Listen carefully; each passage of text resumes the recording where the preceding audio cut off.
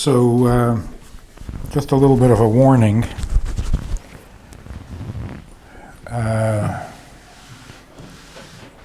You're not going to agree with anything I say. And that's why it's exciting.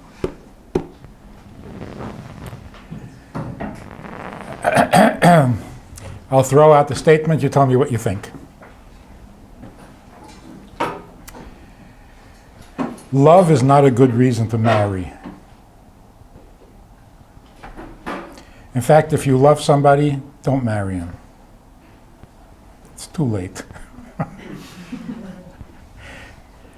Because if you're marrying for love and you already love, what are you getting married for? Isn't that a good question?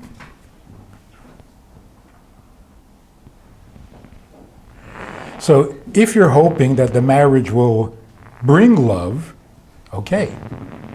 But if you already love each other, what are you hoping the marriage is going to do? And if you're marrying each other because of love, and then the marriage means you're going to stay together even if you don't love, that's a ridiculous promise to make. So what's the point of getting married?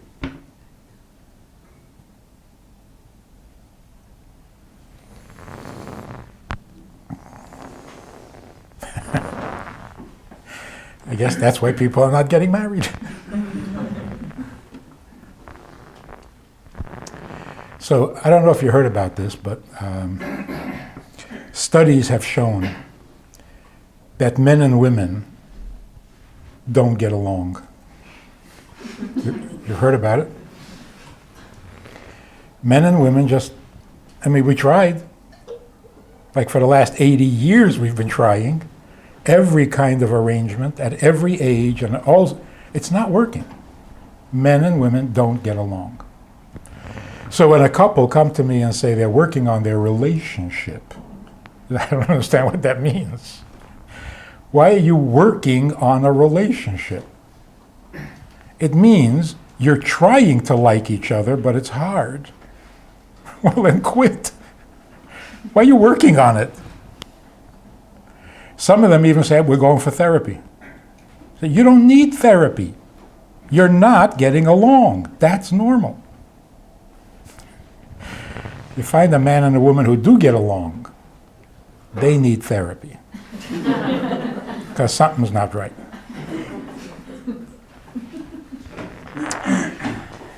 That's why God invented marriage. Because marriage is that magical transformation where she becomes a wife and he becomes the husband, and instead of being unable to get along, now they're inseparable. Because a man is better off without a woman, and a woman is better off without a man. But a husband is not good without a wife, and a wife doesn't exist without a husband. So imagine what would happen if a man and a woman decide to get married, but he has no intentions of becoming a husband, and she has no intentions of becoming a wife. You know it's not going to work. It's just a man and a woman. They don't get along.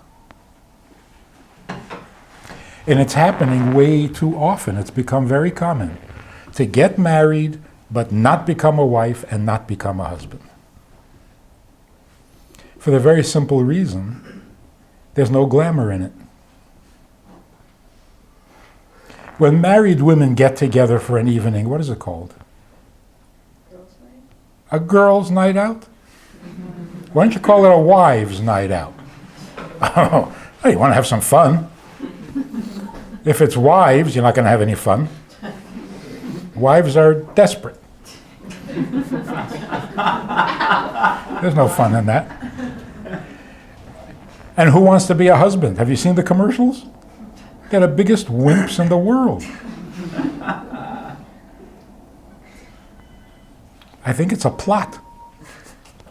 Remember that commercial for some night cough something?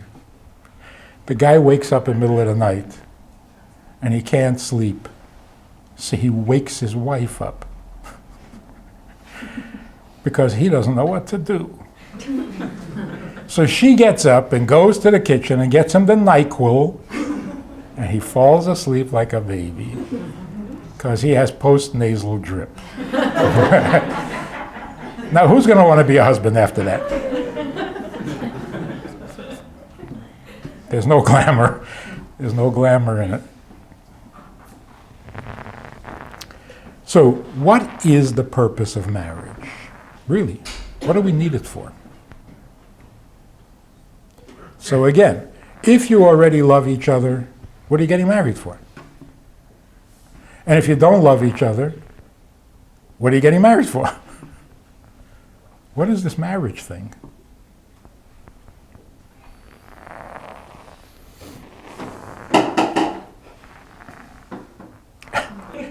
Imagine a man says to a woman, "Please marry me. I can't live without you." Should she marry him or run away?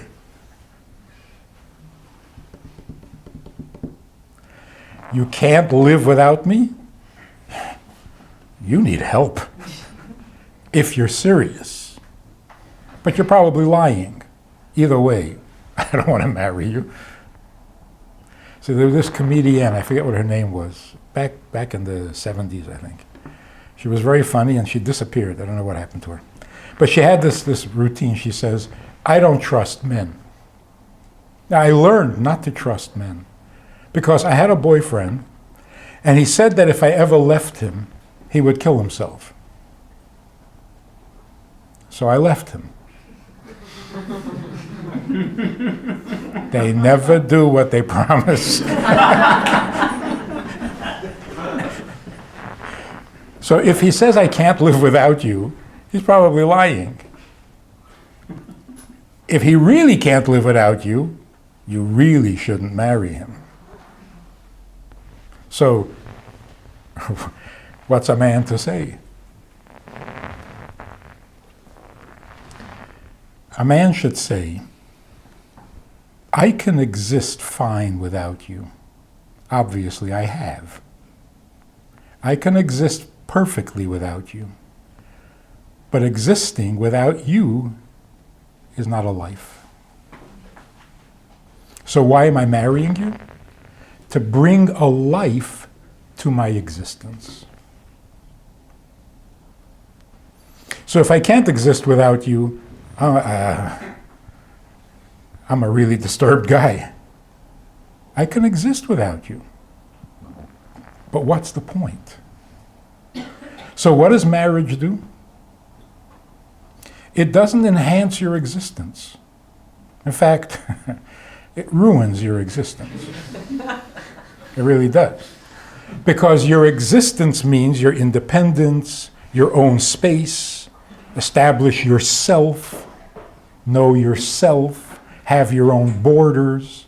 You know what marriage does to that? It destroys it. So if you don't have a really good reason to marry, don't. Because you're giving up a lot and getting nothing. So I think marriage vows should change a little bit because people forget. The marriage vow should be, "I hereby take you to be the only person who can ruin my existence." Because that's what you're going to do. You're going to ruin my existence. But it's worth it if it gives my existence a content, a purpose, a life. So, what exactly is the purpose of marriage? Marriage has to exist in your mind and in your heart, independent of the person you're going to marry. Because if marriage is not appealing in and of itself, if you're not in love with marriage, then don't do it. To say, I'm not the marrying type, but you are so incredible. Oh, you I'll marry.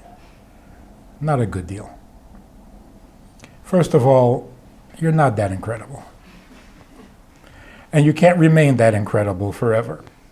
And it's not fair to put the entire weight on the marriage on your incredible personality or whatever. So if you're not committed to marrying, it doesn't matter how much you love someone, don't marry.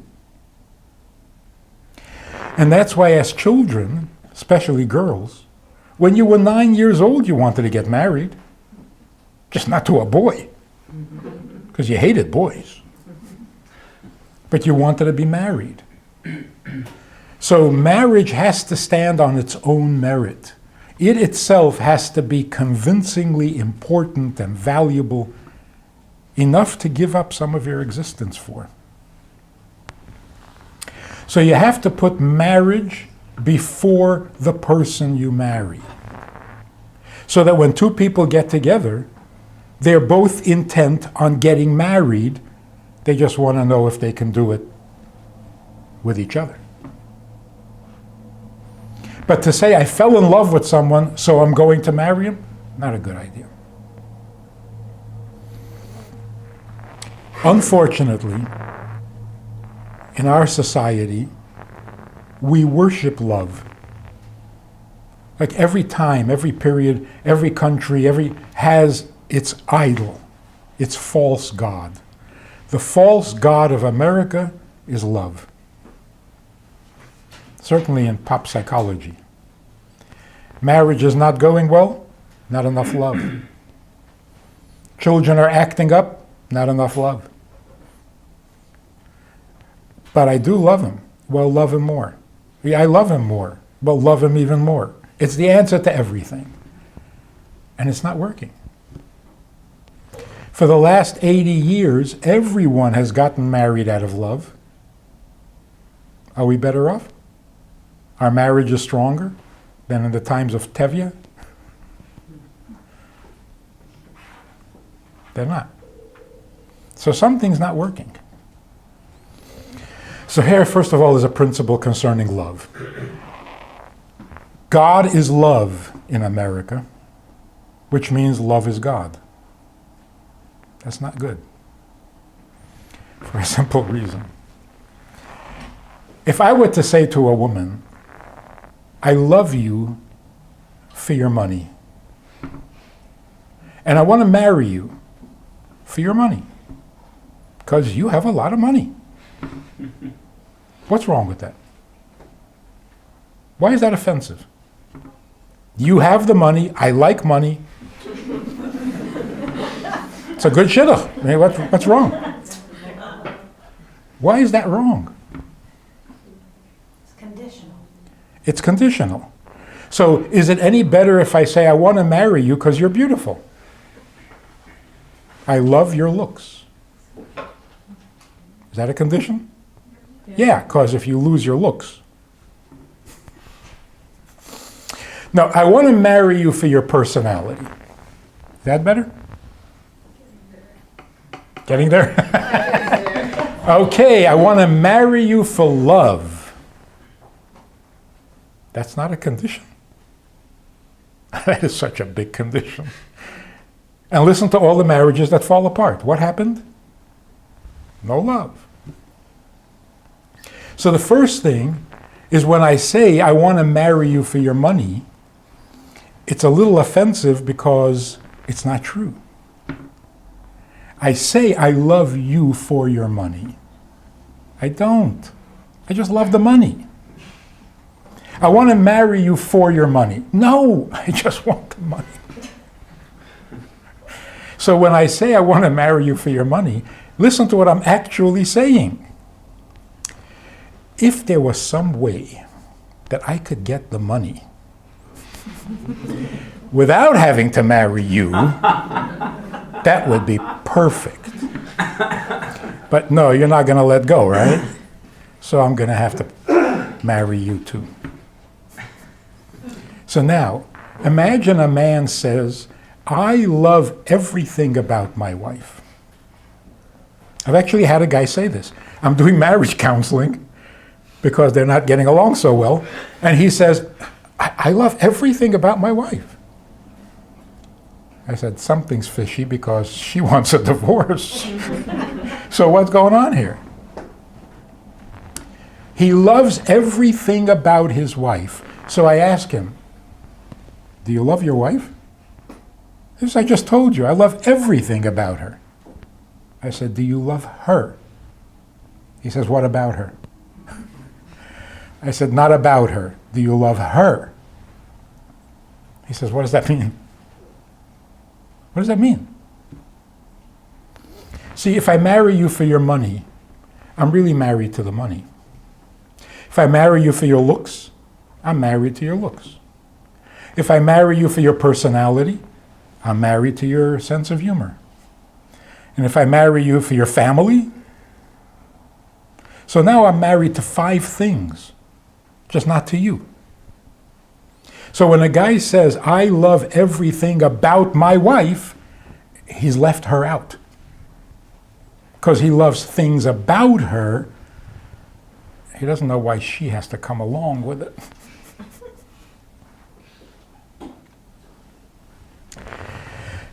Isn't it funny that the 2 things that are destroying marriages in America is love and sex?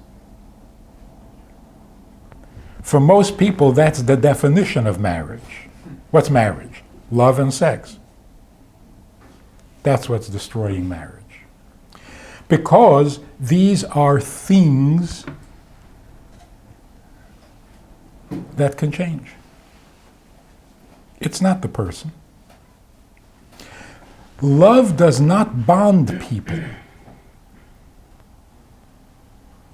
As the Mishnah says, a love that is dependent on something will not last. So what does it mean, dependent on something? We're getting married because we both love the same thing. That doesn't bond us. It keeps us separate. There's this thing that we both like, but it's there between us. We're not connecting to each other. Like, you love pina colada and walks in the rain? You're going to get married because you both love pina colada? So you're both married to the pina colada, but you're not married to each other. So if you love the love, I love you, you love me, let's get married. No, you're already married to the love. And that's why if the love goes out, what are you doing in my house? Who invited you? The same is true with sex. Sex used to be intimate, and it bonded people. But since the 60s, it's not. It does not bond you, it separates you. Because it's a thing that you both may enjoy. But you're married to it, not to each other.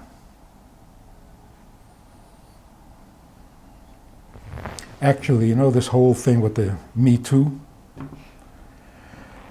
It's a dangerous mistake to think that the problem that's going on in America today is that men don't respect women. It's probably true.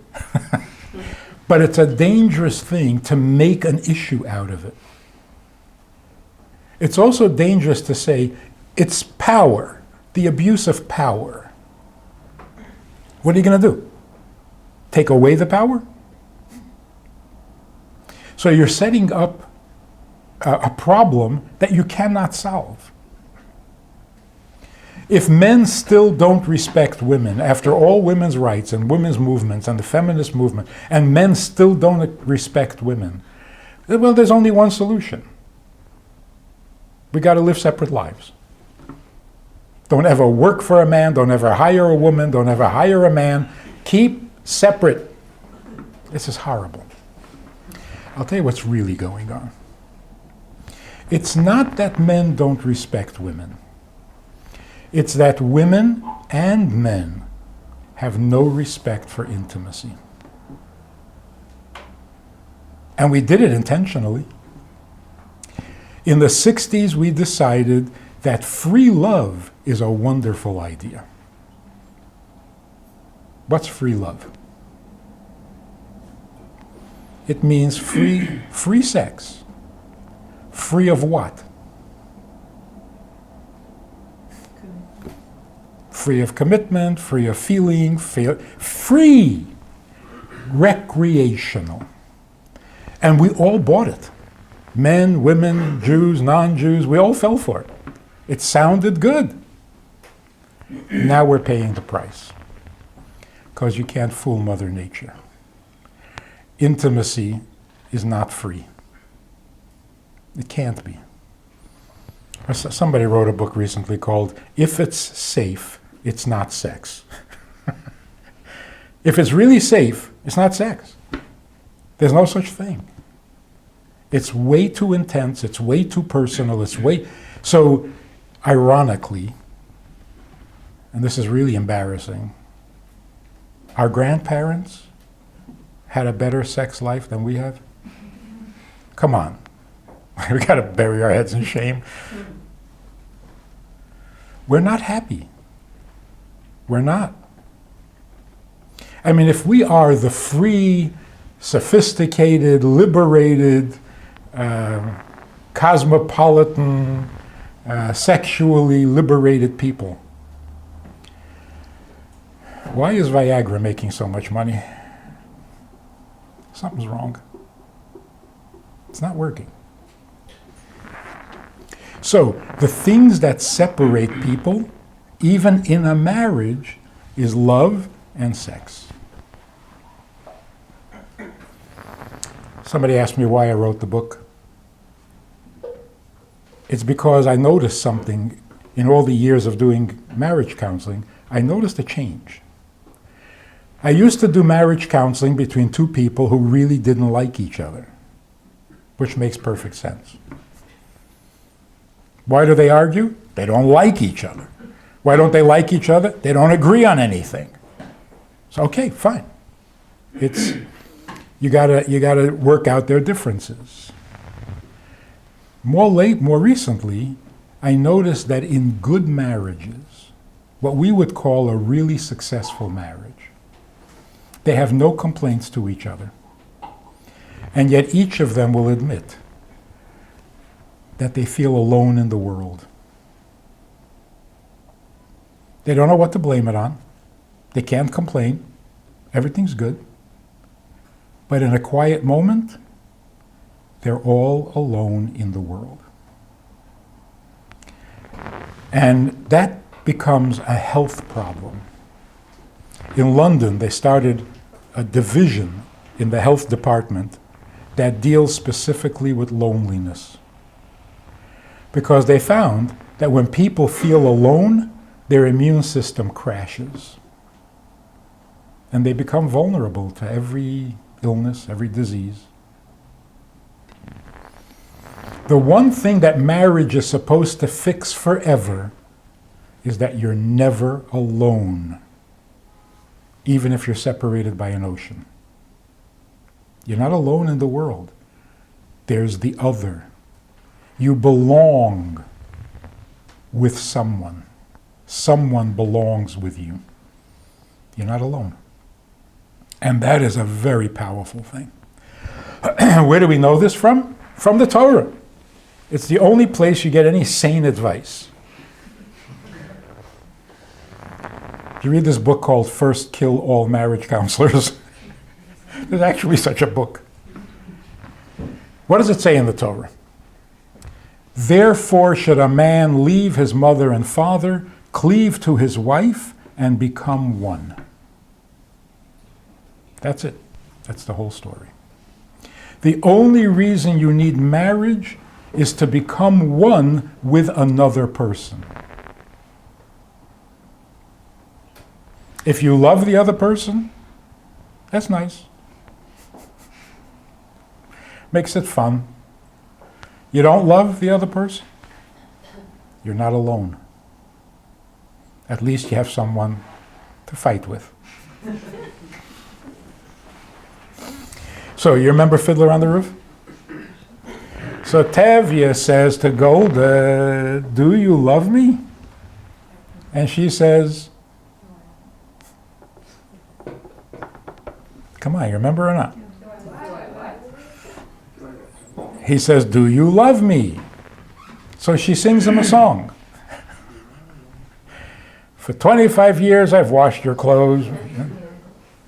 So he's asking her about love, and she's talking about laundry. Is this supposed to be a comedy? Is this supposed to show how backwards they were? That Golda didn't even know what love was? No, no. The original story was a very wise story. He was immature, obviously. Tevye is a baby. And he comes to his wife, who happens to be wiser, and says, do you love me? She says, for 25 years, I gave myself to you. Does that include my love? Yeah, if you have me, you have my love. So for 25 years, I am yours. All you're worried about is love? And then she ends with, That's not love. That's not love. and if that's not love, then what is? A poem? An American greeting card? I mean, what is love if not bonding people? But when love becomes your thing, it separates people.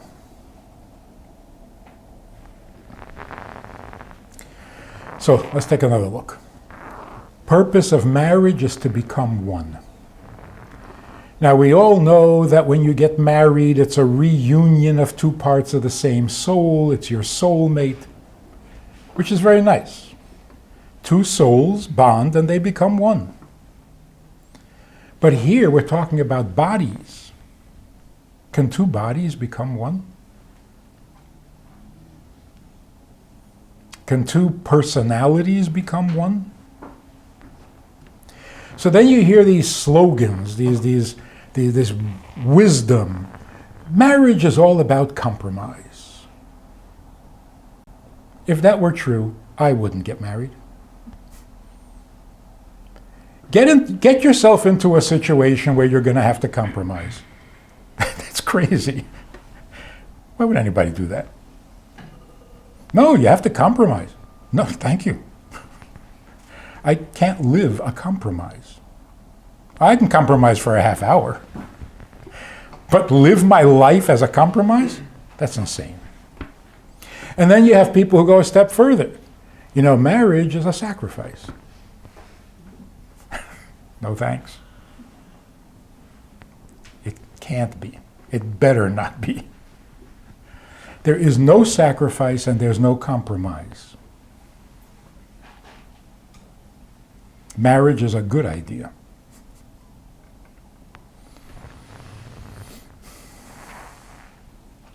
But how do two people, if they're not compromising, how do they become one? So you have to share every opinion, every taste.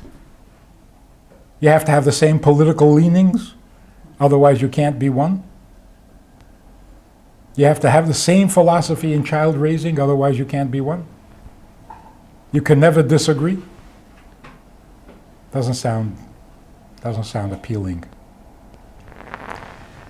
So here's another thing the Torah tells us that is mind-boggling, but so true.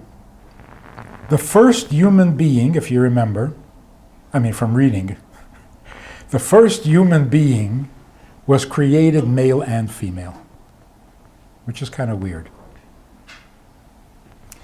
God separated them, and you had Adam and Chava.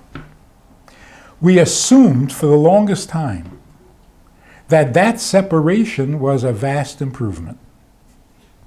Now we're normal. What does it mean to be both male and female? That's strange. All separation is unnatural because God is one. All separation is unholy. Holiness is oneness. So when they got separated, it was not an improvement. And it was not natural. They were created as one. That's their nature.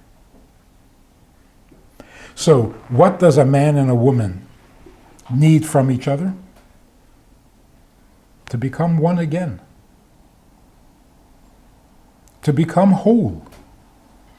Because it's not enough to be male and it's not enough to be female. You have to be both. By marrying and becoming one, you are now one unit that is male and female. How do you become one?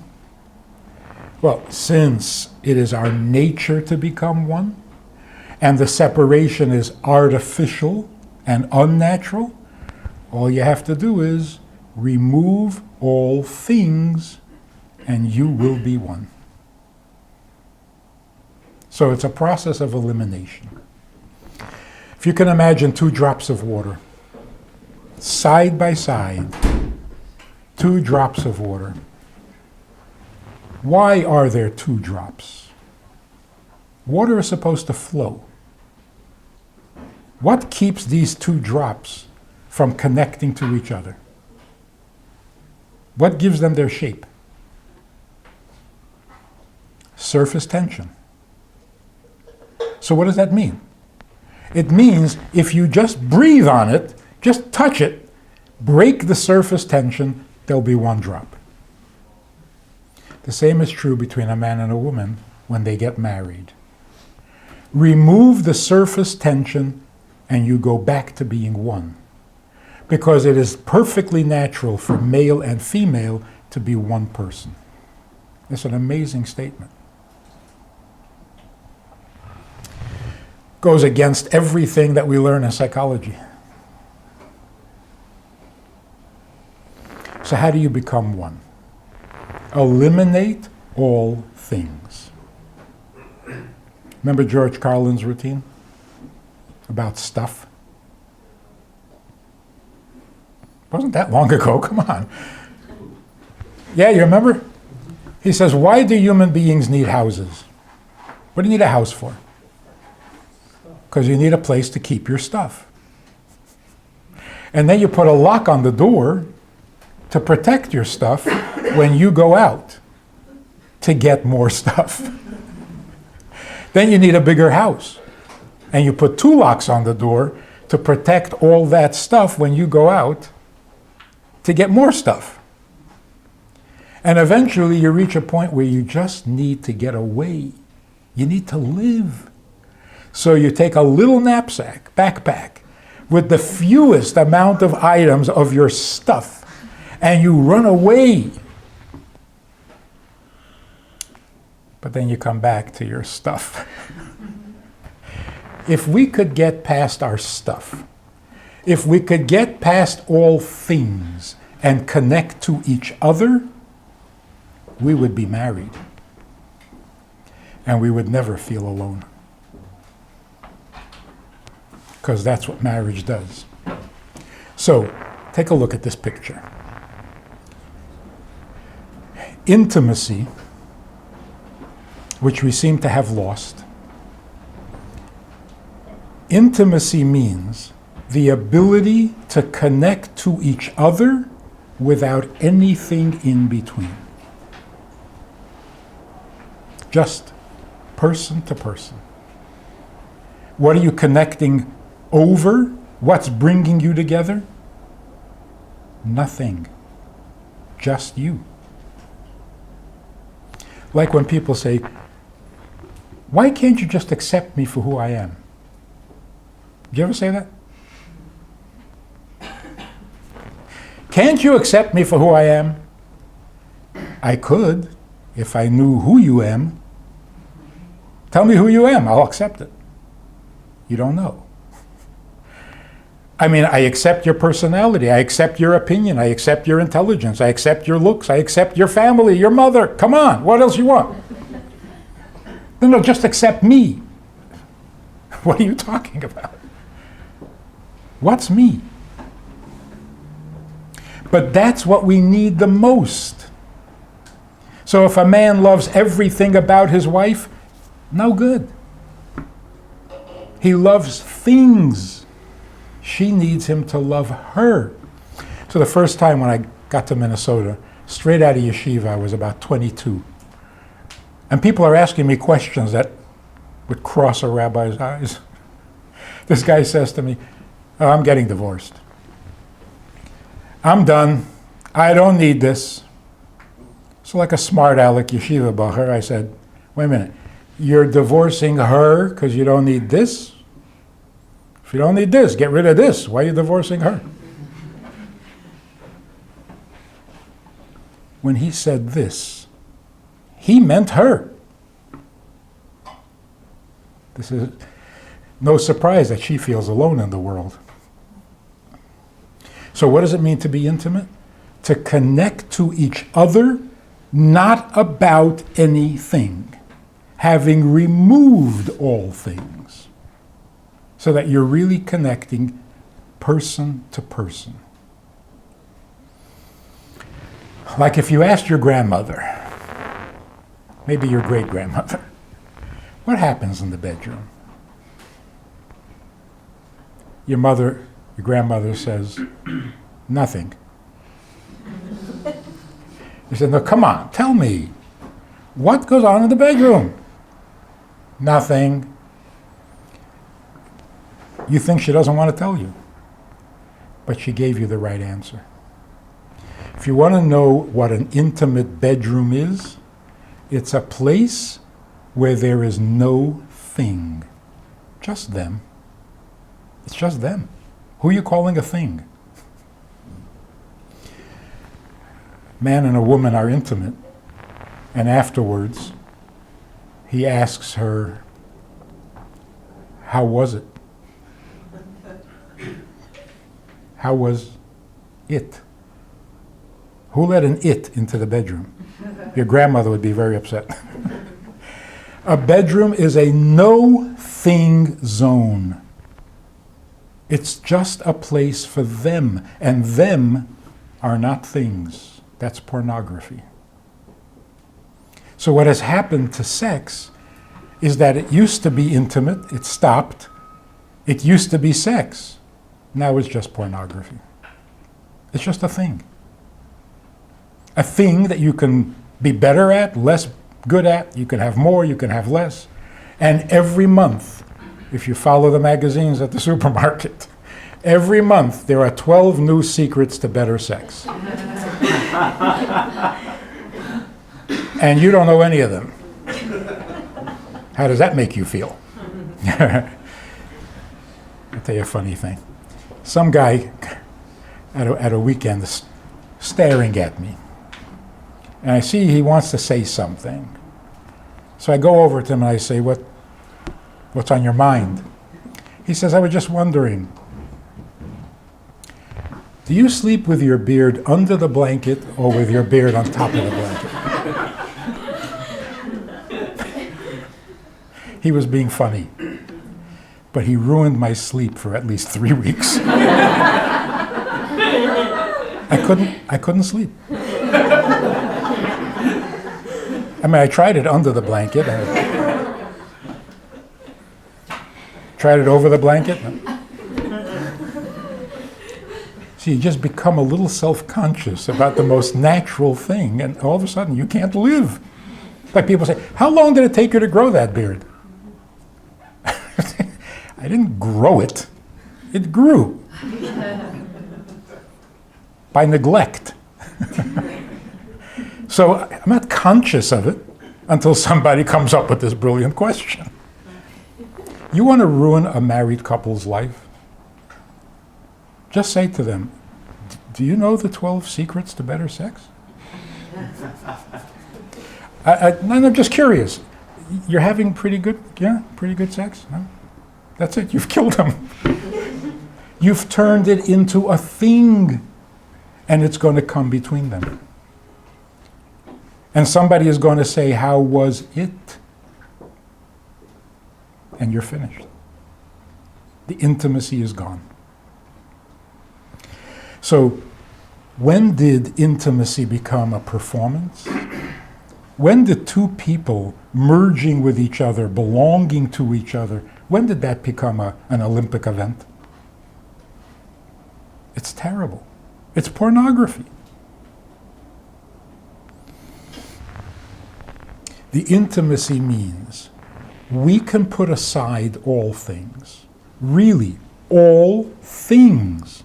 We're not that materialistic that we cannot, for a few minutes, rise above things and just enjoy each other. For nothing. For nothing. That's intimacy. And when you experience that, you are bonded. You're inseparable. Now, what are these things we have to remove? Everything. If there's a television in the bedroom, you're not going to have intimacy. It's going to distract you. If there's music playing, no good. If the lights are on and you're going to see something, not intimacy. Can't see intimacy. So in order to really have an intimate bonding, husband and wife have to have a sacred bedroom. A room that no thing is invited. A television in a bedroom is a killer. A computer, a desk. Even Feng Shui says, shouldn't have anything in the bedroom. That's because it disturbs your sleep. But I'm talking about something more serious. It disturbs the intimacy. If you're a little angry, you can't be intimate. If you're a little tipsy, you can't be intimate. If you're distracted by thoughts of someone else, you can't be intimate. So to be intimate, you have to remove all things. So imagine, and I say this to people who are completely, steeped in the sexual culture. I said, never be intimate with the lights on.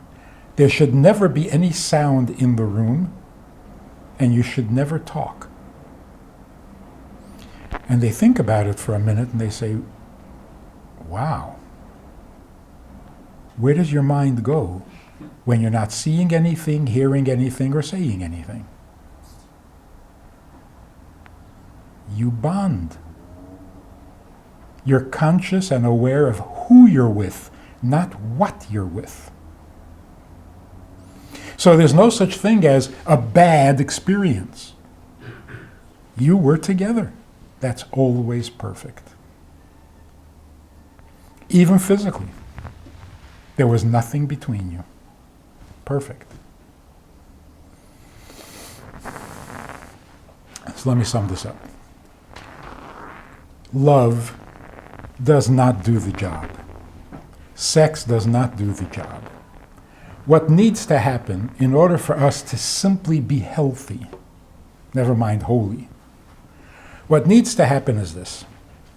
You have to have a place where you belong. Belong. That's a much stronger word than love. Mine, much stronger word than love. Parents should tell their children, you're mine. I hate you. But you are mine. Instead we say, no, I love you. The kid just broke every window in the house. And you say, oh, I love you. Kid hates you. Really. Because if you love him when he doesn't deserve the love, that means you're not paying attention. You've dismissed him. The him is no longer significant because you decided you're going to love him anyway. They don't like that. Love is never unconditional, but the relationship is unconditional. I'm your mother forever. And right now I hate you, but I'm still your mother. See, that's how we are with God, by the way. All of this comes from Judaism. It comes from our relationship with God. God doesn't need anything from you. He's God. So when God came to us at Mount Sinai, he didn't say, I can't live without you. He said, I exist fine without you, like forever. I'm eternal. So I don't need you to help me with my existence. So I don't need anything from you or anything about you, but I need you because there's just me. And that's not good enough.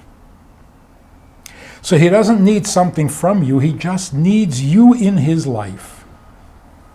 That's what marriage is.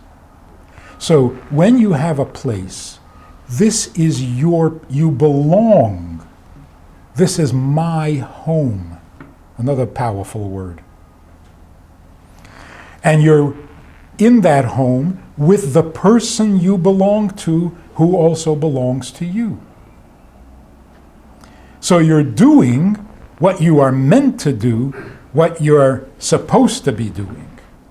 The result is you actually experience heaven. Because imagine being in a place and there's no place else you'd rather be. That is so nice and so rare. And you're with someone and there's no one else you'd rather be with. Pretty powerful. And you're doing what you are meant to do, and there's nothing else you want to do. So you don't want to be anywhere else, you don't want to be with anyone else, and you don't want to be doing anything else. That's heaven. When the soul goes to heaven, what do you think it feels? No place else I'd rather be, nothing else I'd rather be doing. This is my place, a soul in the world of souls. But if a soul comes to heaven and doesn't feel comfortable, that's hell. So if you walk into your home and you don't feel like you belong, that's not heaven. This is what we need to accomplish. When we get married, it's not about love, and it's not about sex, and it's not about taxes, and it's not about helping each other grow. That rarely happens anyway. It's about not being just you, because that's not enough, no matter how perfect you are. So you are not there to get, you're not there to take. You're either there to give or to receive. That bonds you, and you're never alone again. And when you walk into your home, there's nothing like it. That's a venue for bringing children into the world. A good intimacy, a true intimacy, is the most welcoming invitation for a child to be brought into this world. But if the mother is busy with her issues and the father is busy with his issues, so that they have to check with each other afterwards and find out how was it, if there should be a child, the child will feel like an intruder. It's like, excuse me? Can I come in? You seem to be so busy with yourselves. So, it's a very different picture than the conventional wisdom. So here's my suggestion. You want to get married? Before you go out with anyone, put the date on your calendar. I want to be married by June. June 15th. Perfect. Next person you meet, before you say anything else, take out your calendar.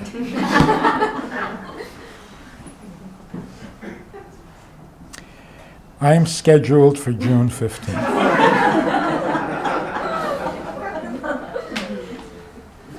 If he says, of which year? Go home. Got nothing more to say to him. Marriage has to be its own objective. I want to be married. Not necessarily to you, but I want to be married. I'm getting married. So women often say, oh, no, you can't do that. No, they'll run away. Exactly. You never give 3 years of your life to a guy who decides after 3 years that he has no intentions of marrying you. Never do that. We end up being more married when we're dating than when we get married. You're committed and you're worried and you're sharing and you're giving of yourself, and then he says, nah. Don't do that. Of course, it works both ways. So, if you're scheduled for June 15th and he has no intentions of being married by June 15th, then you have nothing more to discuss, even if he's the nicest guy in the world. On the other hand, imagine you sit down by your first date and you say, I'm scheduled for June 15th. And she says, takes out her calendar and says, 18th. I'm scheduled for June 18th. Compromise. Work it out. But wouldn't that be amazing? A match made in heaven? So really, put marriage before the person you are going to marry. Otherwise, don't marry anybody. Marriage is the most amazing, the holiest thing that human beings can do. Because when you're being intimate, past all things, just you and the other, you are more innocent than before. Because that is your most innocent place. The place where things don't go. So marriage is its own objective, its own goal, and its own value. It would be nice to marry someone who doesn't bug you. So why do you check him out? Why do you check her out? What are you looking at all these things? Does she have this and does she have that and where's her money? You're checking those things out not because you want to marry them. You're checking it out to make sure that it won't interfere with your connecting to the person, because the things about the person are fine. You're not marrying those things. That's what our grandparents had. You know, we always say, oh, they were married. In the olden days, they never got divorced. They were married. And everybody said, oh yeah, sure. They were miserable. They didn't have access to divorce, but they were miserable. Both things are true. They were really married because they married each other. They had each other. Like Golda says, for 25 years you have me. Never divorce me. Now, the things about you, we need to talk. I don't like how you do things. Why do you have to be like that? So they bickered and they argued and they criticized each other. And by today's standards, we would say, you know, you guys fight so much, why don't you just separate? They would say, are you crazy?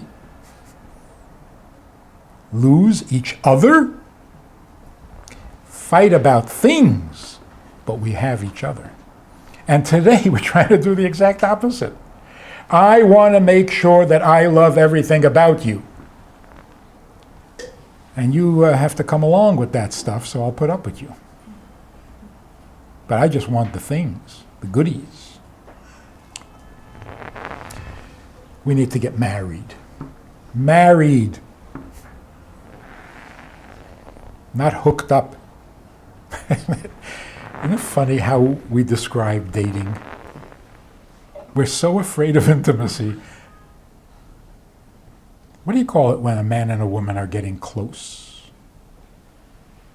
We're dating. What kind of word is that? What does that describe? You're doing what? Oh, we're dating. You date a dead body. You don't date a living person. So you call it going out. You going with anybody? Am I going? What a silly word that is. No, I'm not going. I went already. Where are you going? What's with the going? Are you hooked up? That is so vulgar. What are you, towing somebody? And then the winner. Are you seeing anybody?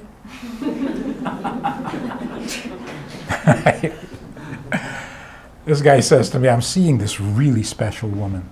I said, that's great. Can I see her? No? Why do we use these ridiculous words? Why don't you just say, I'm getting very emotionally involved? We're going to say that. We're getting emotionally enmeshed. No, you don't want to say that because tomorrow it might be over and then you'll have to be brokenhearted. So to keep it clean, to keep it painless, no, we were just seeing each other. Have you seen her lately? No, haven't seen her. See, there's no drama, there's no broken heart. We were going. We're not going. It's so meaningless, sterile. It's not nice. We're doing this to ourselves, and it's just not nice. So get out your calendar. June 15th. Can you imagine if we all got married on June 15th? Be a great day on the Jewish calendar. So what do you think about any of this? I just had a conversation with a group of teenagers. Let me tell you how bad things are. I tried to explain to them that love is not the be-all and end-all of everything, and that actually love is not important. It's not important. If someone is important, you should love. That's where love comes in. Love doesn't make importance. What is important, you should love. And I gave them a little example. I said, if you have a brother you hate and a dog that you love, and you can only save one of them, who are you going to save? They said the dog.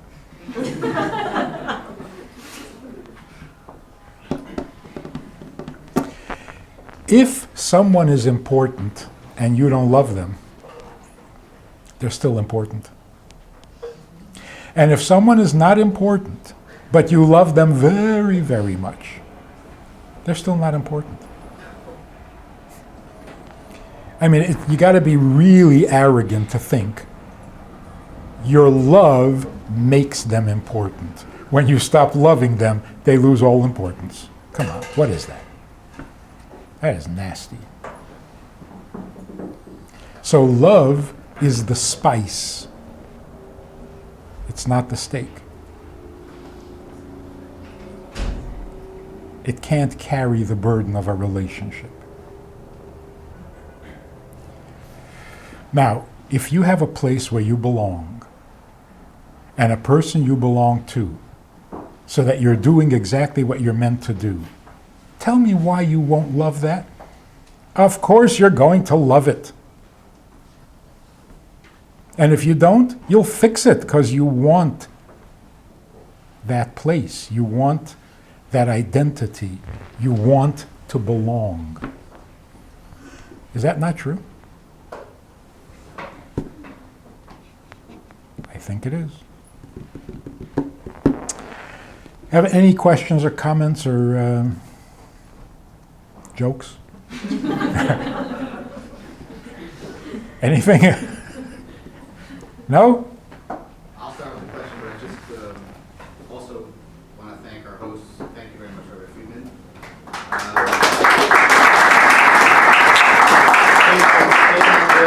you so much for hosting us tonight. Let's hear it for Dana and Doug.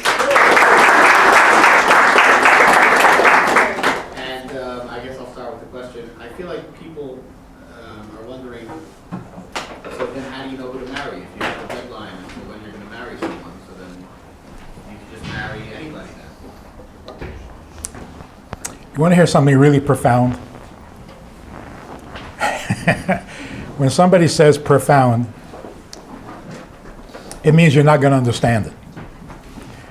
If you can't marry anybody, then you can't marry anybody.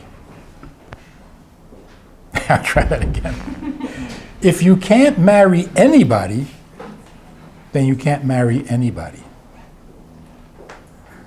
If you can't have another person in your life, then you can't have any person in your life. So theoretically, you should be able to marry anybody.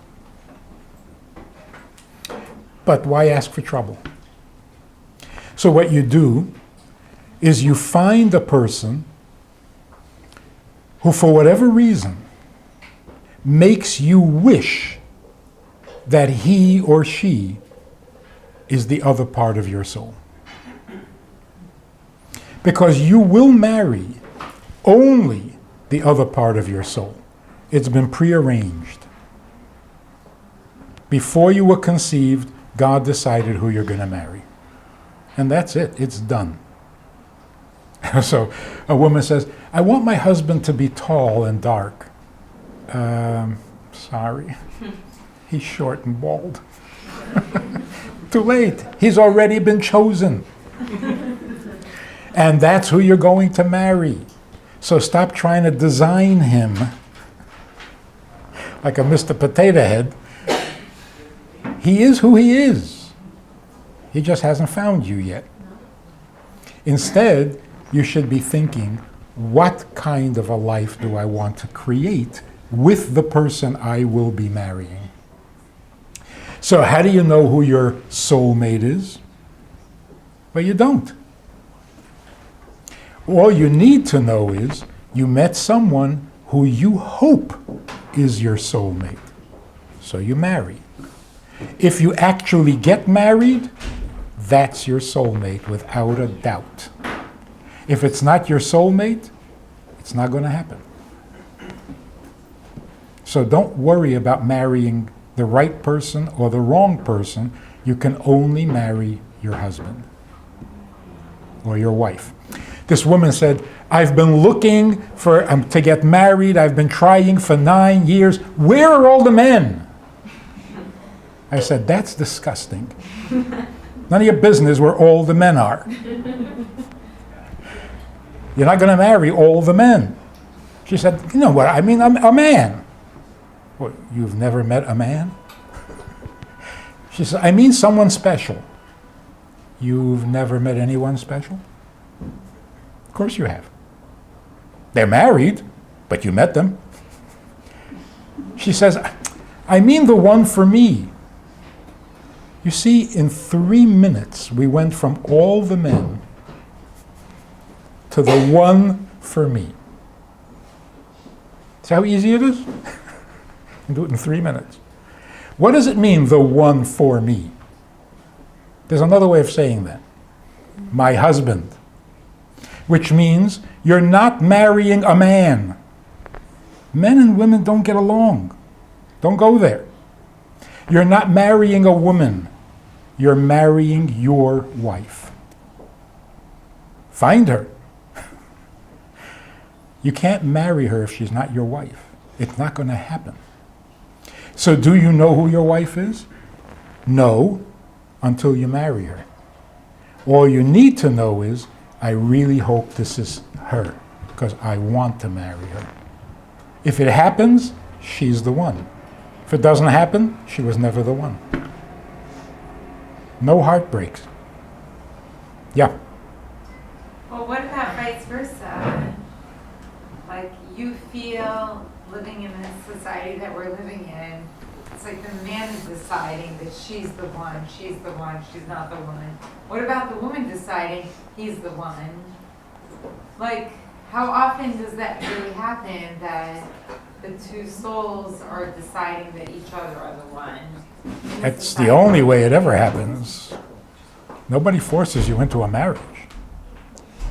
But here's one other thing I want to tell you. The way you decide you're going to marry someone, after you check out all the things, and that shouldn't take more than a month.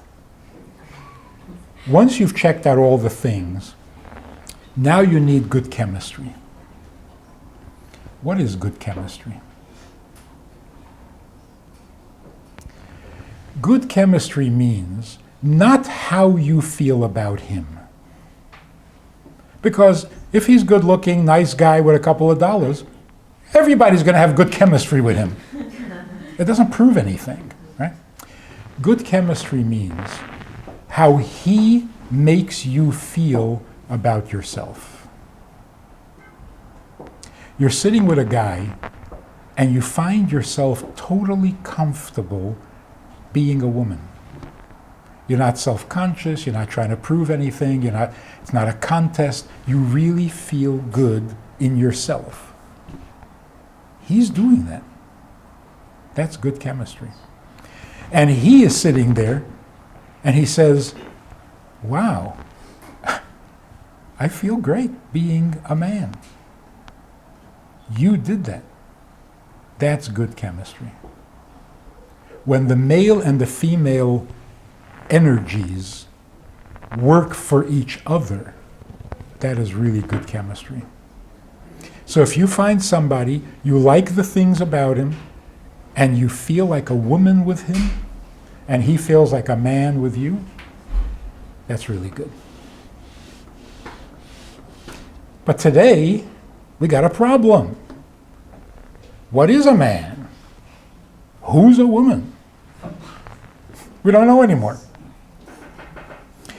I was speaking at an event. There was a Reform rabbi, a conservative rabbi, and we were talking about continuity, Jewish continuity.